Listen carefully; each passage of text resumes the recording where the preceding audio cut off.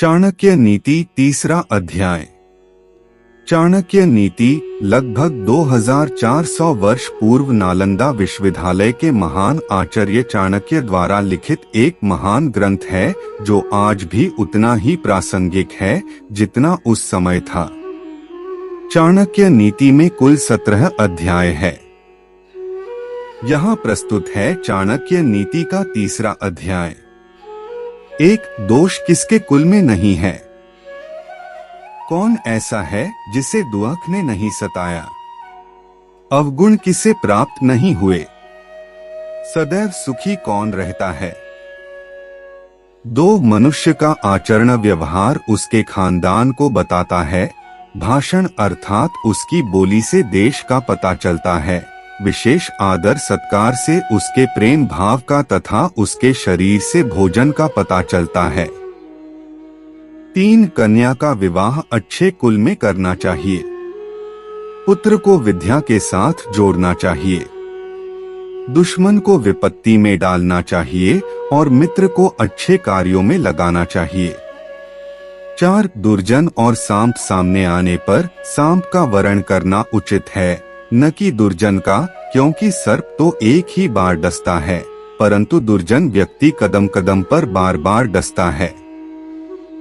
5, इसीलिए राजा खानदानी लोगों को ही अपने पास एकत्र करता है, क्योंकि कुलीन अर्थात अच्छे खानदान वाले लोग प्रारंभ में, मध्य में और अंत में राजा को किसी दशा ने भी नहीं त्यागते। 6, प्रलय काल में सागर भी अपनी मर्यादा को नष्ट कर डालते हैं, परंतु साधु लोग प्रलय काल के आने पर भी अपनी मर्यादा को नष्ट नहीं होने देते। 7, मूर्ख व्यक्ति से बचना चाहिए। वह प्रत्यक्ष में 2 पैरों वाला पशु है। जिस प्रकार बिना आंख वाले अर्थात अंधे व्यक्ति को कांटे भेदते हैं, उसी प्रकार मूर्ख व्यक्ति अपने कटु व अज्ञान से भरे वचनों से भेदता है। 8, रूप और यौवन से संपन्न तथा उच्च कुल में जन्म लेने वाला व्यक्ति भी यदि विद्या से रहित है, तो वह बिना सुगंध के फूल की भांति शोभा नहीं पाता। 9, कोयल की शोभा उसके स्वर में है। स्त्री की शोभा उसका पतिव्रत धर्म है। कुरूप व्यक्ति की शोभा उसकी विद्वता में है और तपस्वियों की शोभा क्षमा में है। 10, किसी एक व्यक्ति को त्यागने से यदि कुल की रक्षा होती हो तो उस एक को छोड़ देना चाहिए। पूरे गांव की भलाई के लिए कुल को तथा देश की भलाई के लिए गांव को और अपने आत्मसम्मान की रक्षा के लिए सारी पृथ्वी को छोड़ देना चाहिए। 11, उद्योग धंधा करने पर निर्धनता नहीं रहती है। प्रभु नाम का जप करने वाले का पाप नष्ट हो जाता है।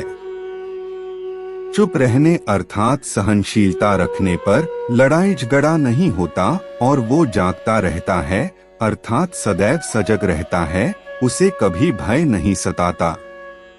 12, अति सुंदर होने के कारण सीता का हरण हुआ।